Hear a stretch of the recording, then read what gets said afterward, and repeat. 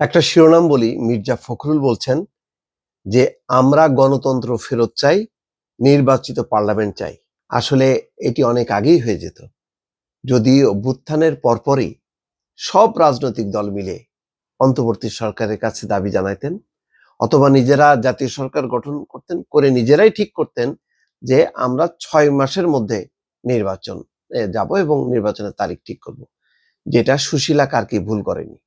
আপনারা এই কাজটা না করে এই যে চুপচাপ করে মানে মানে গায়ে হাওয়া দিয়ে বেড়াইছেন, এটাই হচ্ছে সবচেয়ে ভুল। এখন অনেকগুলো শক্তি ক্ষমতার মধু পান করতেছে, তারা তো সহজেই নির্বাচন হইতে দেবে না এবং যতটা পেছাবে ততই তাদের জন্য মঙ্গল।